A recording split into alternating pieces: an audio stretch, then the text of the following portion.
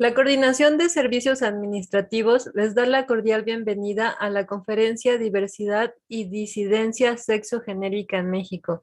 Nuevas identidades y nuevos retos impartirá el doctor César Torres Cruz, a quien tenemos el agrado de presentarles el día de hoy, quien es investigador asociado de tiempo completo y se encuentra en representación del Centro de Investigaciones y Estudios de Género, CIEC, de la Universidad Nacional Autónoma de México, UNAM. Es doctor en Ciencias Políticas y Sociales con orientación sociológica por la UNAM. Realizó una estancia postdoctoral en el Grupo de Estudios de la Ciencia y la Tecnología en la Facultad de Ciencias de la UNAM. Forma parte del Sistema Nacional de Investigadores SNIC del CONACYT. Esta conferencia tiene como objetivo principal de dar cuenta de algunos elementos del transcurso del movimiento LGBTI más en México. Resaltará algunos elementos sobre el surgimiento de este y mencionará algunos retos que enfrentaremos en el presente.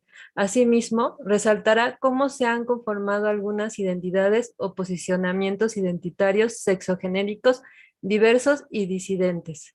Sin más preámbulos, le cedemos el micrófono al doctor César Torres Cruz, sin antes recordarles que estaremos al pendiente del chat por si nos mandan algunas preguntas y al final poder darles respuestas.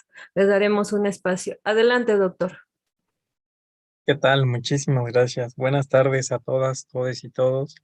Muchísimas gracias por la presentación. Gracias también a Paola por la invitación y al Campus Morelos por tenerme aquí. Como les comentaba mi compañera, bueno, yo me conecto desde la Ciudad de México y trabajo en el Centro de Investigaciones y Estudios de Género del CIEC de la UNAM. Y es importantísimo para mí tener la oportunidad de hablar con todas y todos ustedes sobre un tema sumamente interesante para pensar en nuestros días de qué va la diversidad o la disidencia sexogenérica en nuestro país.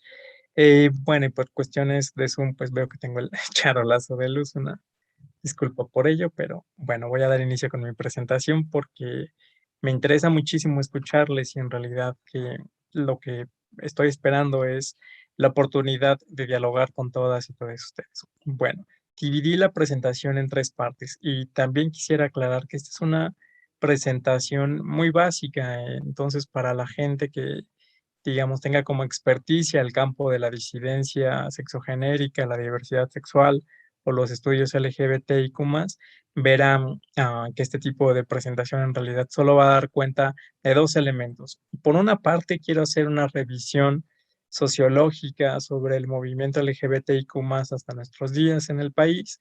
Voy a dar un breve recuento histórico sobre ello y dividí en términos históricos el movimiento en dos periodos.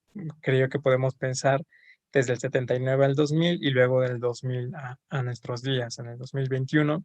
Y a la par, otro elemento importantísimo para esta charla tiene que ver con pensar en qué tipo de identidades diversas o disidentes o qué tipo de posicionamientos exogenéricos que van en contra de la heteronorma están ahora posicionándose a partir del movimiento social LGBTIQ+.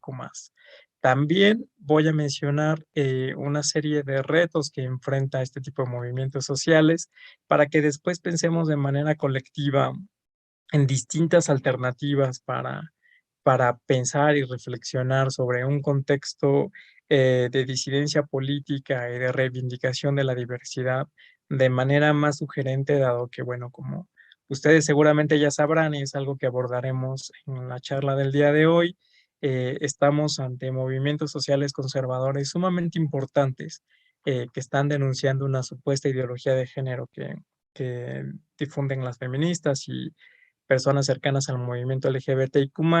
Entonces, bueno, voy a hablar al respecto y veremos que tenemos un compromiso político muy fuerte, dado que enfrentamos, insisto, enemigos importantes con muchísimos recursos materiales, con muchísima infraestructura. Y bueno, de eso voy a hablar el día de hoy y es lo que me interesa que nos centremos en. Y por supuesto que todos los comentarios, insisto, más que bienvenidos y en serio que lo que más espero es la retroalimentación de su parte. Entonces, cualquier cosa, por favor, con muchísimo gusto. Bueno, Primero quisiera hablar sobre una serie de conceptos claves que yo creo que vinculan la charla del día de hoy. Sobre todo cuando yo hablo sobre estos temas de diversidad, disidencia sexual, ocurren dos cosas. Primero, una confusión en el sentido en el que cada vez se incluyen más letras del abecedario, pues a lo LGBTIQ+, y de hecho, pues por eso, si se dan cuenta, yo decidí quedarme en la Q y agregar el signo de más para todas las letras que se sumen a lo largo de estos días. Eh, pero además, otra confusión importante que me han hecho varias personas es, bueno, pero ¿cuál es la relación entre las personas que reivindican una orientación sexual distinta a la heterosexualidad con las personas que transitan en términos de género? ¿Por qué todas estas personas conglomeradas en el mismo acrónimo, el LGBTIQ+? Bueno, entonces primero quisiera hablar de ello en términos muy generales y ya después iré profundizando conforme avance la charla, pero pues también me adelanto en decirles que bueno, en realidad no es fácil explicar tanta diversidad humana y tanta disidencia de estos grupos sociales, pues dado que, bueno, insisto, la complejidad aumenta conforme avance el tiempo y en cada día se agregan más identidades o más reivindicaciones a la heteronorma, pero a pesar, digamos, de este conglomerado de varias letras, de varias identidades, de varios posicionamientos políticos anti-heteronormativos, lo que hay en común es algo, y es justo ello. Por una parte, digamos que la crítica que se hace sobre todas estas letras tiene que ver con un objetivo en común, tiene que ver con una crítica a esto que está aquí en el tercer punto, a la heteronormatividad. Es decir, es una crítica a la heterosexualidad, no como práctica sexual ni social, ni como posicionamiento identitario de los sujetos, sino a la heterosexualidad entendida desde su componente normativo y desde su componente de régimen político. Es decir, las feministas asumidas como lesbianas desde la década de 1980 han llamado la atención de que la heterosexualidad, insisto, no como norma, sino como un régimen político, se instaura en los cuerpos. Y en ese sentido esto genera estragos para todas las personas, para quienes se asumen como hetero, pero también para quienes se asumen como no hetero. Entonces aquí la orientación sexual, digamos que es un elemento central para el movimiento LGBTIQ+. Y tal vez algunos de ustedes se preguntarán, bueno, pero ¿de qué va el sexo? ¿De qué va el género? Pues bueno, porque la heteronormatividad lo que mantiene es a la heterosexualidad como si ésta fuese un mecanismo que forma parte de todos los seres humanos, es decir, como lo normal en términos de que supuestamente forma parte de la mayoría de seres humanos, pero también como un elemento normativo en términos de que regula todas las prácticas, pero no solo todas las prácticas en términos de orientación sexual. La heteronormatividad mantiene al centro una mirada binaria que va a pensar en los sujetos en tres dimensiones, en términos del sexo, por eso aquí el término de sexo, en términos del género y en términos del deseo, de la orientación sexual. O sea, lo que está diciendo la heteronormatividad es que solo hay, digamos, dos maneras de aparecer en el espacio público como ser humano. Es decir, que tú, en términos de sexo, que tú solo puedes nacer como hembra biológica o como macho biológico, y luego en términos de género que te tienes que convertir en hombre o en mujer, y en términos de orientación sexual que tienes que sentir atracción erótico-afectiva por personas del otro sexo o del otro género. En la práctica sabemos que esto no ocurre así. En la historia de la humanidad, pues bueno, siempre han existido personas que transitan de sexo y o de género y además personas que no se asumen como hetero. Esta mirada muy rígida, binaria y supuestamente complementaria es lo que pone, digamos, al centro la heteronormatividad para posicionarle como supuestamente lo normal en los dos términos que ya acabo de dar, en términos mayoritarios, pero también en términos supuestamente mayoritarios, perdón, pero también en términos normativos. Y en ese sentido, por eso el movimiento LGBTIQ+, congrega un montón de identidades que reivindican distintas cosas, pero que tienen en común lo mismo, la crítica a la heteronorma. Lo que están diciendo estas personas es, ojo, también existimos seres humanos que escapamos este parámetro de la heteronormatividad y que además lo criticamos porque es un parámetro rígido y que además que no forma parte de ningún ser humano, incluso de las personas que se asumen como heterosexuales. Hay algunas personas como las intersex que dirán, bueno, ni siquiera hay solo dos sexos, el cuerpo humano es más diverso de lo que la heteronormatividad quiere hacer creer, hay al menos 5 conformaciones sexuales, de hecho, ya veremos conforme avance la charla, pero pues de hecho casi nadie aquí yo creo que tendremos certeza de nuestro sexo en términos de que el sexo se conforma de elementos, perdón, cromosómicos, gonadales y de la genital interna y externa, pero la heteronormatividad solo hace creer que existen hembras y machos biológicos. Es decir, en términos de genital externa, cuerpos con peritestículos que se van a convertir en hombres o cuerpos con vulva que se convertirán en mujeres. Pero insisto, en términos de sexo, la condición intersex ha dado cuenta de que la diversidad corporal en términos biológicos incluso es muchísima. En términos de género, bueno, las personas trans nos han ayudado a entender de que en realidad también se puede transitar de esta dimensión y el resto de identidades que tienen que ver con la orientación sexual, pues bueno, están denunciando que la heterosexualidad no es el destino de todos los seres humanos. Y si bien hay muchas personas que se pueden asumir como hetero, pues en la práctica es que en términos de prácticas erótico-afectivas, pues la historia es muy diversa y eso ya aquí lo ha constatado la sexología, en términos de que la gente suele tener muchas prácticas sexuales con muchas personas en distintos momentos de la vida, pero, y esto es independiente de que te asumas como homo, hetero o bi. Entonces, las prácticas sexuales, los cuerpos, las maneras de entender al género son más diversas, más complejas y más amplias de lo que la heteronorma nos quiere hacer pensar. Y esa es la crítica al interior, entonces, del movimiento LGBTIQ+. Por eso estamos congregadas tantas letras, porque forman parte de distintos posicionamientos críticos a la heteronorma que solo, insisto, va a posicionar a hembras biológicas y machos biológicos que se convertirán en mujeres y hombres supuestamente heterosexuales. Entonces, de ahí la crítica, pero yo sé que esto puede generar algo de confusión. Entonces, vamos a hacer una revisión histórica respecto al movimiento LGBTIQ+ en México, al tiempo que también iré mencionando algunas de estas complejidades identitarias. De ahí el título de la charla respecto a si hay nuevas identidades, entonces en nuestros días hay nuevos retos. Sobre todo hemos escuchado ahora que recién se hizo viral un video que, bueno, daba cuenta del compañero, ¿no? Una persona que estaba tomando una clase en Zoom y entonces alguien participa y se refiere a esta persona como compañera y esta persona le dice, no soy tu compañera, soy tu compañera. La persona estaba llorando no por este comentario, como si ustedes siguieron las notas se habrán enterado de ello, sino más bien lloraba por otro comentario que estaban diciendo en clase, pero bueno, el video se hizo viral y entonces ha generado mucha crítica respecto a las personas no binarias, que es como se asume esta persona que pidió que se refirieran a ella como le compañere. Y entonces existen en nuestros días muchas dudas que tienen que ver pero, o sea, no solo hay hombres y mujeres, también hay personas no binarias, personas de género fluido, personas queer. ¿De qué tiene que ver esto? Entonces, bueno, vamos a hacer eso en dos momentos que se van a complementar. Primero, lo que están viendo en sus pantallas es la primera cobertura masiva en medios de comunicación hacia un suceso que digamos que destapó en términos mediáticos un acontecimiento que ocurría en nuestro país. Esto ocurrió el 20 de noviembre de 1901, de hecho ya va a ser pues el aniversario en 2 meses, y fue conocido como el baile de los 41 maricones. De hecho, no sé si ustedes sepan, pero hay una película ahora en una plataforma de estas digitales en la que tiene más suscripciones, que mexicana además, que refleja lo que sucedió al interior de este acontecimiento. Una película muy mala, pero que refleja un acontecimiento histórico, por si ustedes lo quieren ver.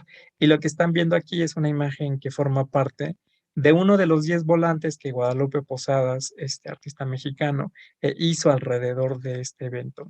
Lo que sucedió fue que en la Ciudad de México, en calles del centro histórico, se congregaban varias personas que tenían prácticas erótico-afectivas no hetero.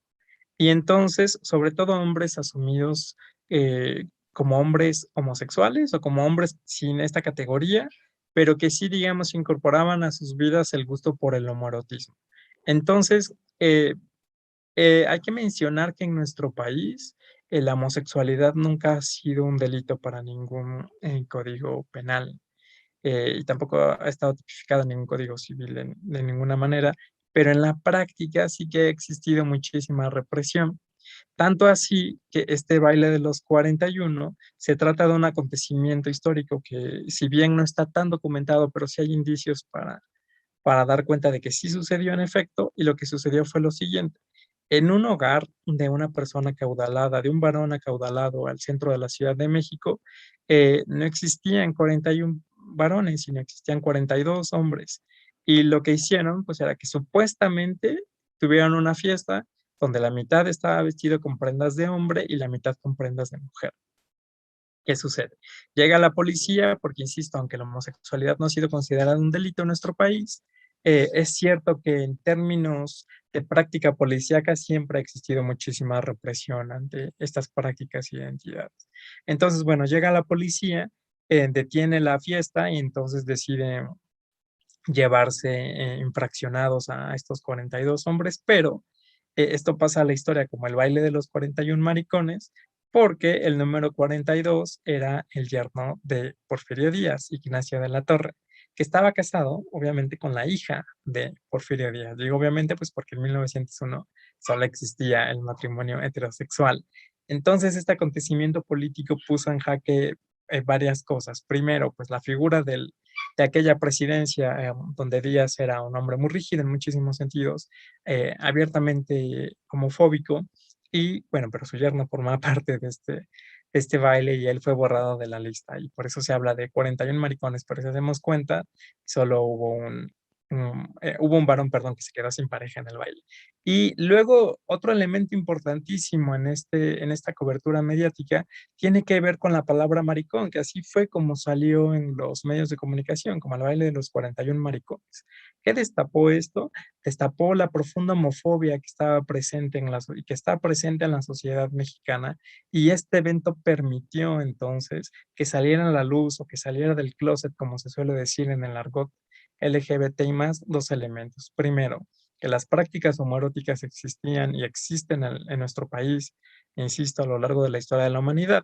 Y segundo, la homofobia, que forma parte de una sociedad tan machista como la mexicana. De hecho, el número 41, como seguramente ustedes han escuchado, pues tiene connotaciones en términos peyorativos, de burla, tiene que ver con el baile de los 41.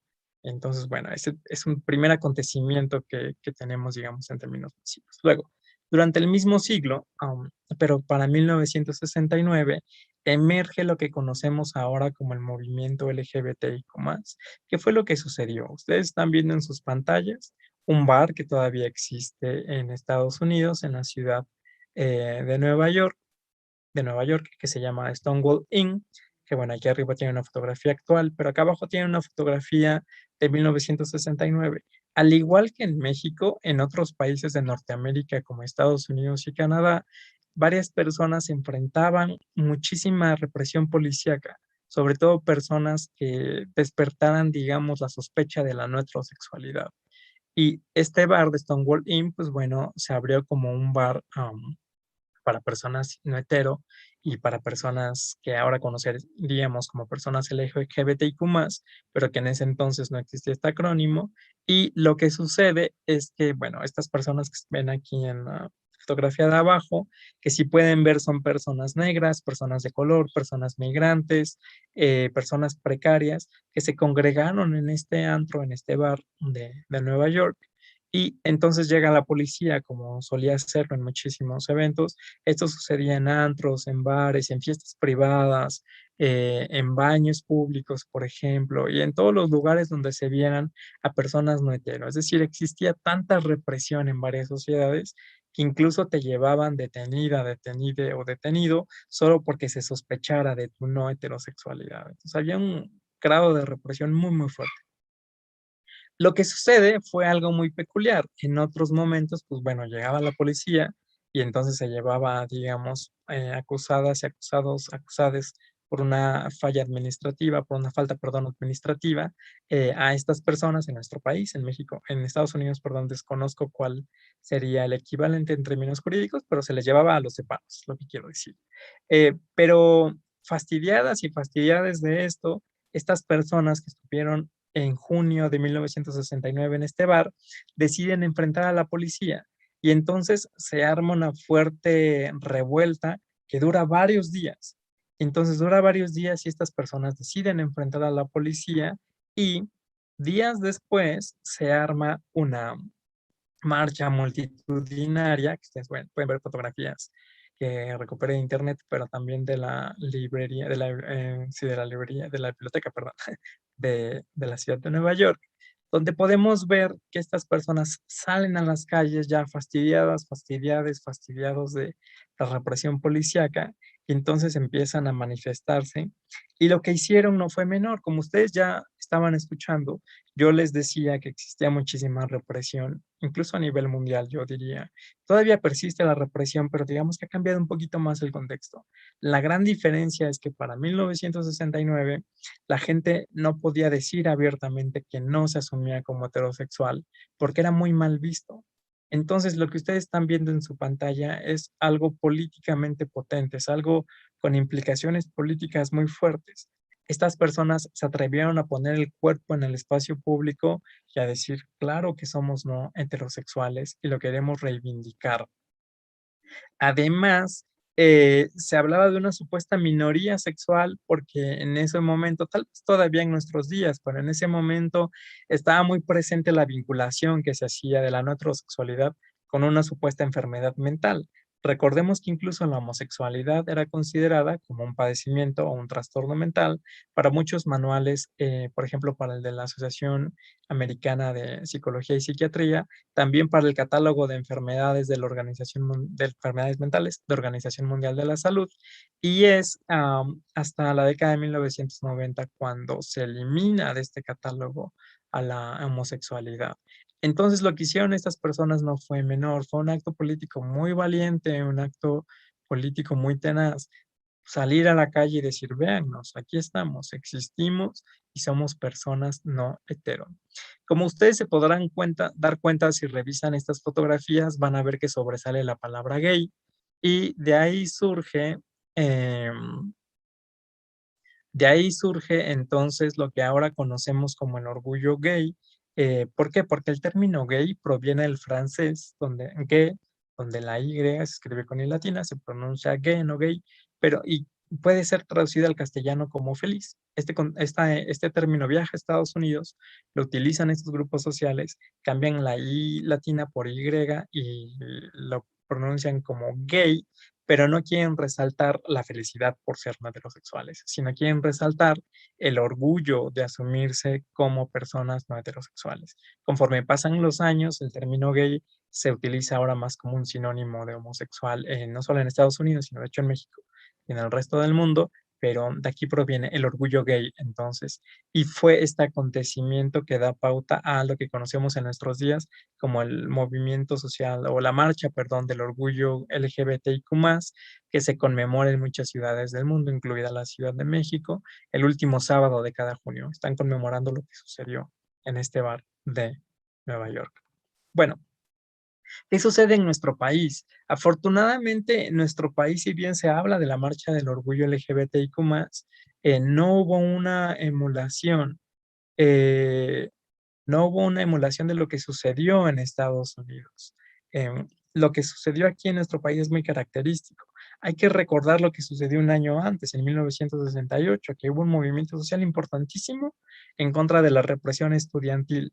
Y lo que sucedió al interior de este movimiento social es que habían personas como Nancy Cárdenas y Luis González de Alba, estudiantes de nuestra universidad, que se asumían como no hetero y entonces querían pensar en estos grupos de izquierda, en estos grupos disidentes que estaban en contra de la represión policíaca en el sentido amplio de la palabra, qué pasaba con la dimensión de la sexualidad y qué pasaba con las prácticas e identidades no hetero. También el feminismo estaba llegando a estos grupos y entonces Nancy Cárdenas y Luis González de Alba son vista y visto como la precursora y el precursor del movimiento del orgullo homosexual, que fue como se conoció en nuestro país el inicio de este movimiento. El término homosexual entonces para 1968, 1969 se utilizaba para referirse a varones homosexuales o a mujeres lesbianas, como les diríamos hoy en día, pero no existían tantas letras como existen hoy en día para referirse a lo LGBTI más, sino solo existía el término homosexual.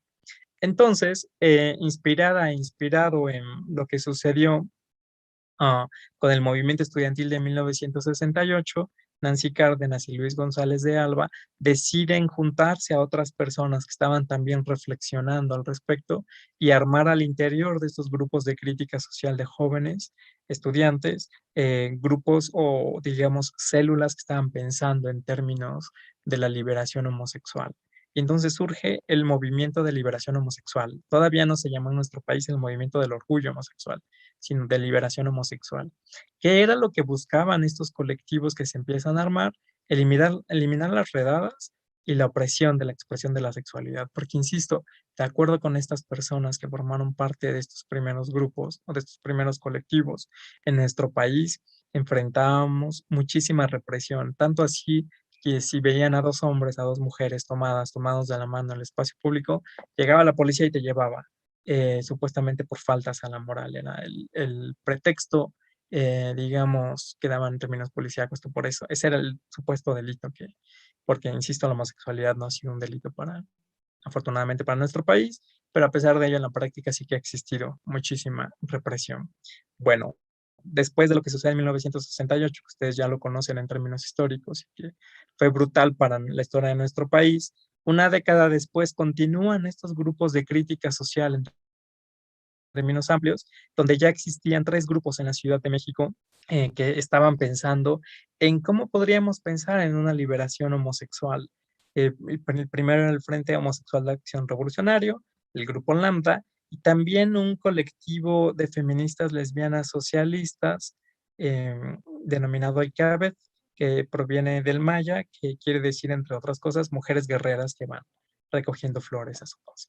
Entonces, bueno, era un grupo formado, grupos mixtos, quiero decir, formado por hombres y mujeres homosexuales y lesbianas, y ICABET solo formado por mujeres, donde estaban pensando de manera conjunta de qué iba este movimiento social. Luego, algo que es muy importante de mencionar es que en nuestro país, en 1978, surgen las primeras apariciones de estos colectivos de la disidencia sexogenérica o de la liberación homosexual, no aparecen en el espacio público en una marcha del orgullo homosexual. Aparecen en el espacio público en 1978 en 2 marchas que no tenía que ver con la disidencia sexogenérica, lo cual me parece importantísimo porque habla de la solidaridad de estas personas. La primera aparición se hace en una marcha que conmemora la primera década del aniversario, digamos, de este evento tortuoso de 1968 en México y en la Ciudad de México respecto a la represión estudiantil. Y después estos 3 colectivos se incluyen o se unen a una marcha sobre la conmemoración del 25 aniversario de la Revolución Cubana. Y eso hay que mencionarlo. Por eso digo que en México no se emuló lo que sucedió en Estados Unidos.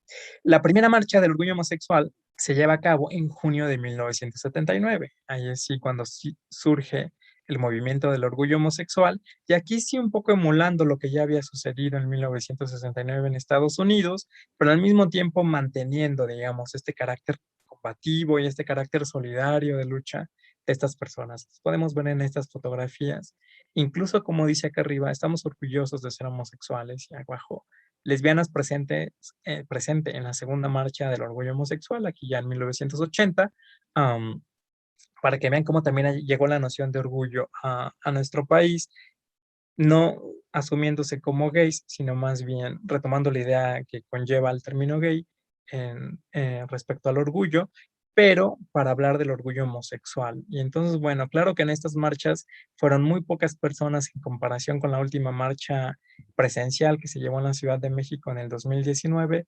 después no por razones pandémicas que ya conocemos, eh, pero por ejemplo en la última marcha se registraron aproximadamente 700,000 personas en el centro de la Ciudad de México. Y bueno, en las primeras marchas eran 10, 20, 30, 40 máximo, pero porque, insisto, existe un nivel de represión elevadísimo en nuestro país. Y entonces, posicionarse como no hetero en el espacio público representa un acto político sumamente tenaz, sumamente valiente. ¿Qué sucede? En la década de 1980 hay un alto un poco a la disidencia del orgullo homosexual por el surgimiento del SIDA. Y ustedes recordarán en términos históricos que el SIDA fue aprovechado por grupos conservadores para decir, claro, este es un castigo divino y esta es una enfermedad que ataca mayoritariamente a personas homosexuales y entonces, bueno, aquí está la prueba de que la homosexualidad no está bien. Claro, sabemos que esto es una falacia, o que el virus, si bien el VIH se concentró primero en varones que tenían prácticas homoeróticas, pero bueno, estamos ante una pandemia que continúa en nuestros días. Incluso organismos gubernamentales calculan, por ejemplo, que hay más o menos 300,000 personas en México que viven con VIH en nuestros días y no solo son varones que tienen prácticas homoeróticas. Esto es una pandemia al tipo de, bueno, una epidemia ya, pero fue una pandemia un poco al tipo del coronavirus, pero la gran diferencia es que aquí la transmisión sexual fue, digamos, ha sido efectiva para la transmisión de este virus y entonces lo que aprovecharon grupos conservadores pues fue que este virus afectó en sus inicios mayoritariamente a varones con prácticas homoeróticas y por eso se hablaba de un supuesto castigo divino.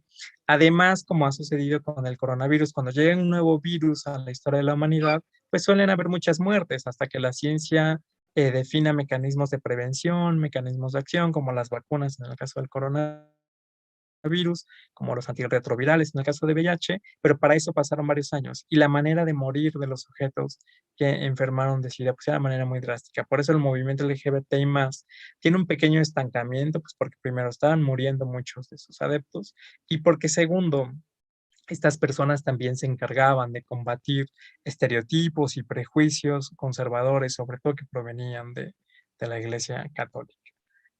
Gracias al activismo LGBTI+, pues bueno, se logra el acceso a los fármacos antirretrovirales y sabemos que en nuestros días el VIH es considerado un padecimiento crónico, pero que ya no, afortunadamente, conlleva la muerte.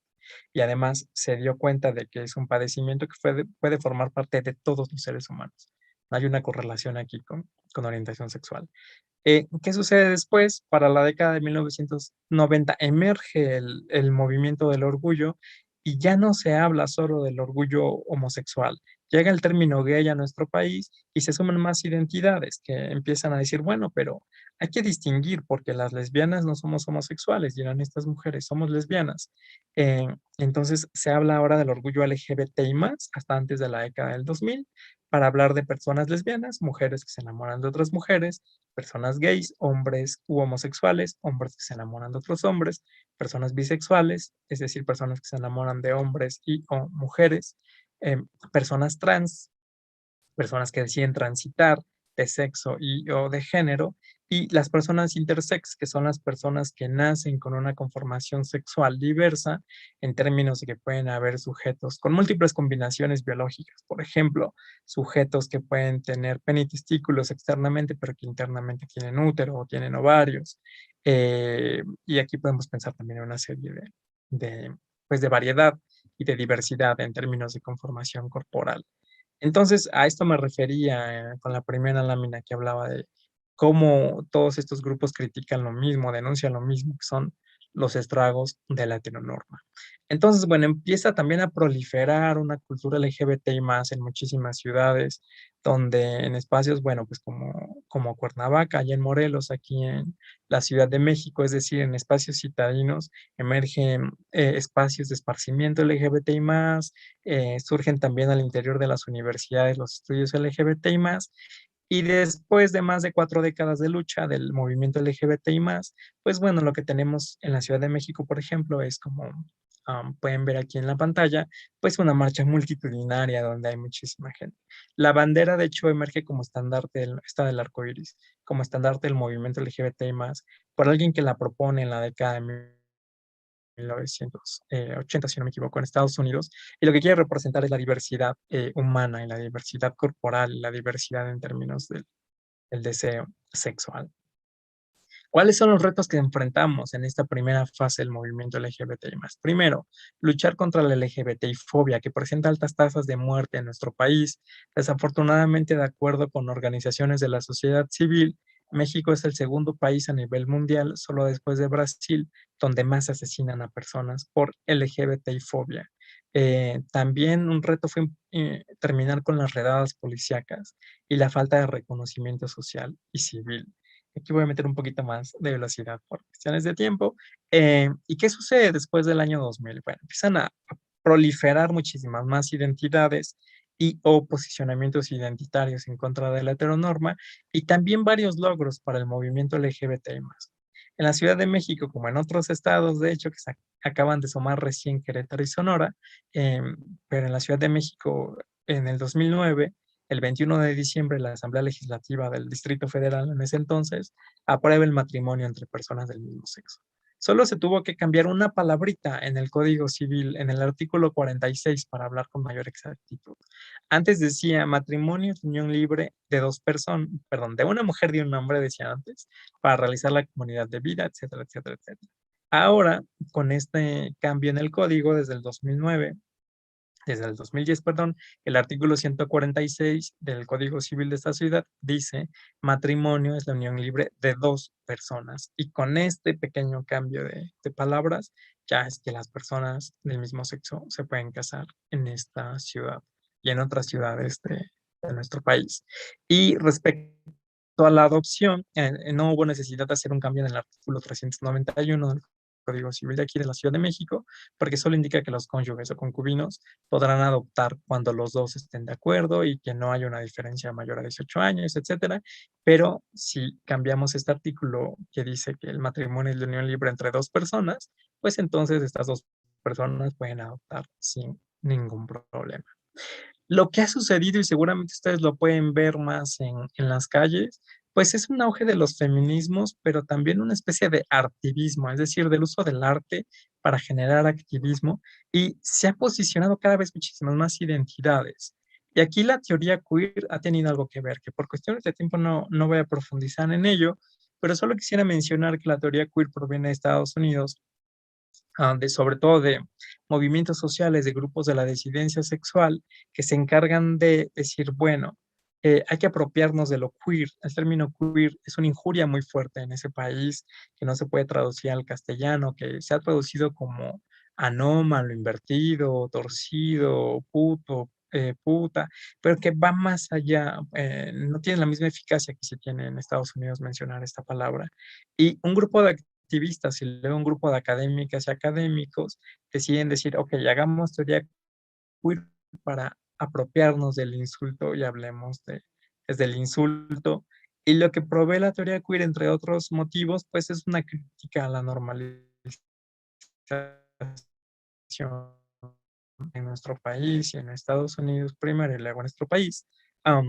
Pues bueno, nos vamos a encontrar a que han aparecido identidades que critican el binarismo de género, que se posicionan como personas de género fluido, como personas binarias, porque eso es lo que tiene, digamos, como precepto la teoría queer.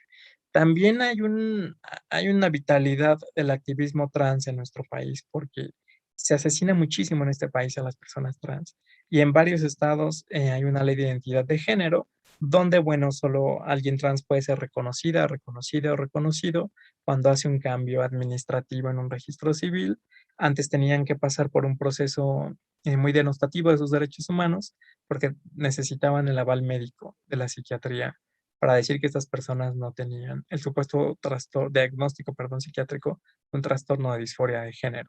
Y también incluso hay en nuestros días activismos de infancias trans. Entonces, bueno, podemos ver en pantalla cómo hay activismos que resignifican la injuria, como esto que se trata de un performance que llevaron a cabo dos chicos en Puebla, donde se pusieron puto en las espaldas. Como ustedes pueden ver, este es un registro visual, pero esto ocurrió así en la vida real. Y entonces también han llegado a nuestro país elementos como el Pogue, que es un tipo de baile que lo que genera es una crítica a través del baile, y también las identidades que están resignificando ahora y que están abogando por la fluidez. No solo hablo de las personas trans, sino también de las personas no binarias que tenemos aquí, o las personas de género fluido. Es decir, ahora la disidencia está muy enfocada en pensar en sujetos que escapen al binarismo hombre-mujer que promueve la heteronormatividad. Y entonces, bueno, en términos un poco de resumen y para ir más o menos cerrando, perdón, esta charla, voy a tomar unos 5 minutitos más, solo para decir varias cosas. Primero, El tránsito del movimiento LGBTIQ+ en México va de lo siguiente. Primero, dio un reconocimiento, una lucha por reconocer a la homosexualidad, posicionar a los cuerpos de los homosexuales en el espacio público y después pensar en el orgullo LGBTI+, en una apuesta de las identidades fijas, es decir, alguien que dice soy lesbiana, soy homosexual, soy bisexual, soy una persona trans, soy una persona intersex, habla de identidades supuestamente fijas, ¿no?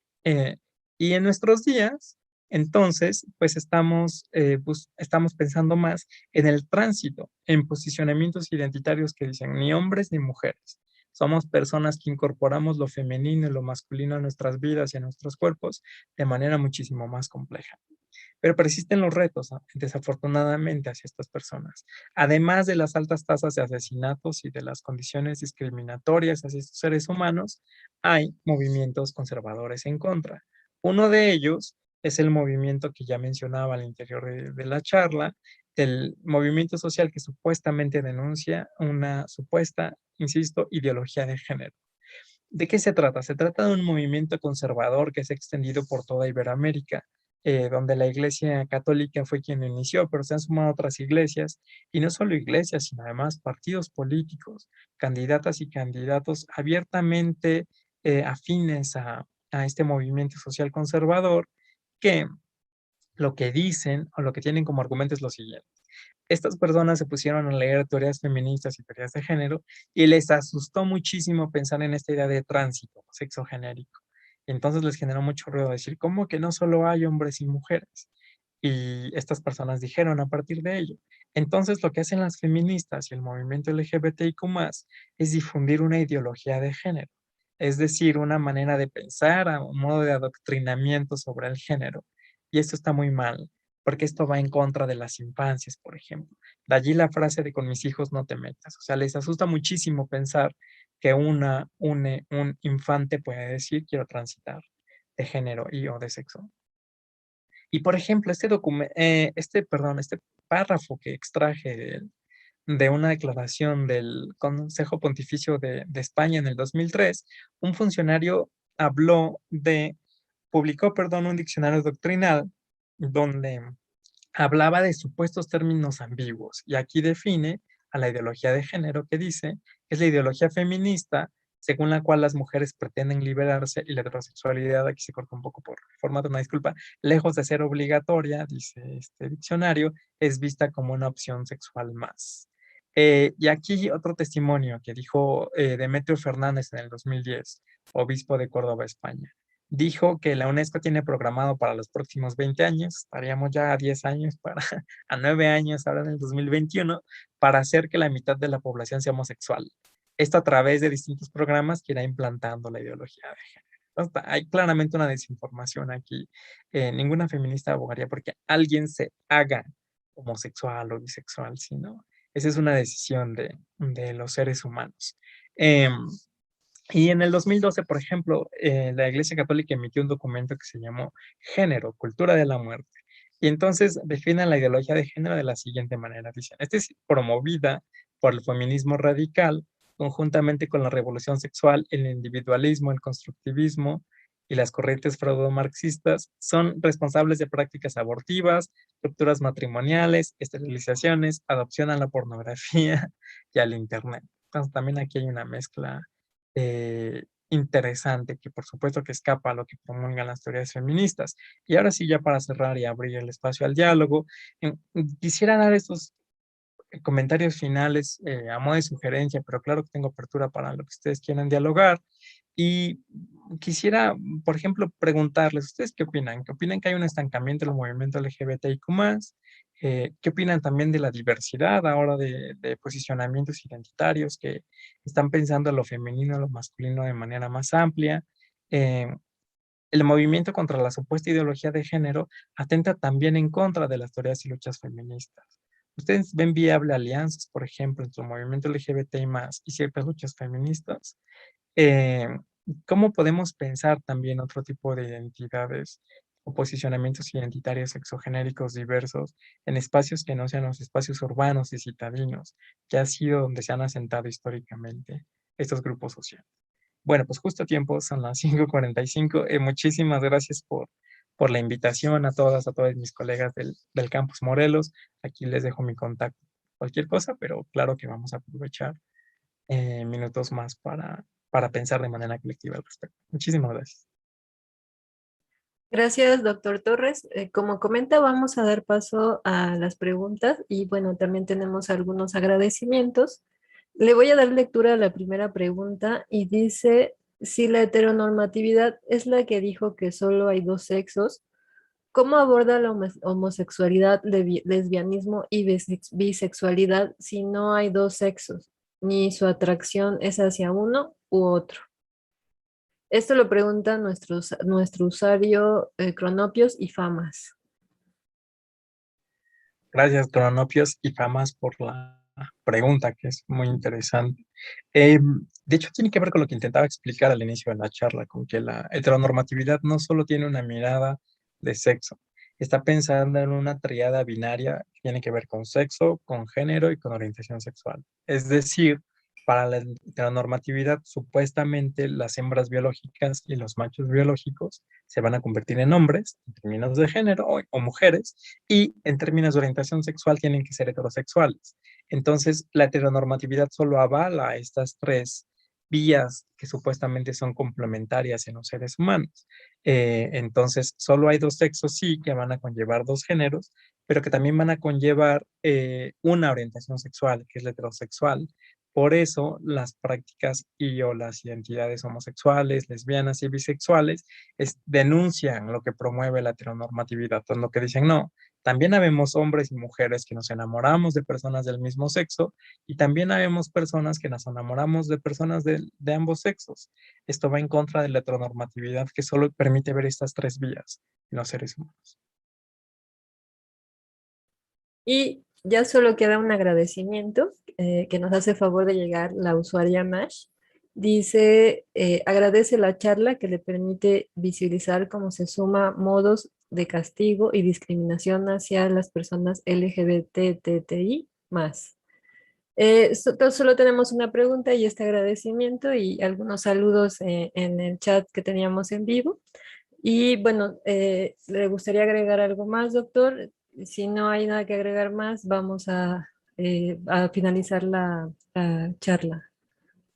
Gracias, Nash, por el agradecimiento y por los saludos a las personas que lo hicieron en el chat. No, en realidad no solo quisiera pues cerrar esta intervención diciendo que agradezco muchísimo el espacio, al Campus Morelos, que ojalá pronto pueda hacer esto de manera presencial, así no estoy con el charolazo de la luz horrible, y también puedo conocer pues a mis colegas, ¿no? De manera más cercana, y podemos también platicar de manera cercana, que esto cambia muchísimo lo feo de la comunicación digital derivada del confinamiento. Esto por una parte, y luego por otra parte también invitarles a abrazar la diversidad que forma parte de todos los seres humanos. Yo decía al inicio de la charla que incluso la heteronormatividad afecta a las personas que entrarían en este canon, digamos, binario, que solo ve a hembras y machos biológicos, que se convierten en hombres y mujeres y que son heterosexuales. ¿Por qué? Pues porque, bueno, también hay muchos mandatos rígidos para las personas heterosexuales que no transitan de género. Es decir, convertirse en mujer cis hetero o en hombre cis hetero también lleva demandas que casi ningún ser humano puede cumplir, porque son ideales regulatorios basados en elementos que no forman parte de la diversidad humana. La diversidad forma parte de todos los seres humanos, en términos biológicos incluso, en términos corporales, y también en términos de maneras de amar, de maneras de expresar el género, en maneras de expresar el sexo, y hay que reconocer y abrazar la diversidad, porque como pudimos ver con los retos, hay un movimiento social conservador ahí muy fuerte que está atentando contra los derechos sexuales y reproductivos de todos los seres humanos, no solo de las personas LGBT y más. También hay aquí pues un atentado hacia las luchas por el aborto, por ejemplo, para los cuerpos gestantes como los de las mujeres cis y ciertos varones trans y otras personas no binarias que pueden gestar. Entonces creo que necesitamos alianzas entre varios movimientos sociales, y tenemos que emular cómo surgió el movimiento en nuestro país, el orgullo homosexual, que fue un movimiento social que estaba hermanado de otros movimientos sociales, y que estos colectivos primero aparecen en el espacio público en la conmemoración de la Revolución Cubana y en la conmemoración de la primera década de la matanza de Tlatelolco. Creo que eso queda pendiente para las luchas de izquierda hoy en día, y creo que las alianzas pueden generar la fuerza.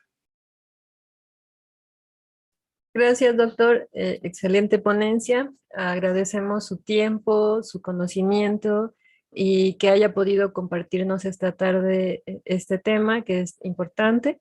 El Campus Morelos, a través de la Coordinación de Servicios Administrativos, esperamos tener más participaciones como esta por parte de CIEC UNAM. Muchas gracias, doctor. Pasen buena tarde. Hasta luego. Gracias a ustedes. Buenas tardes.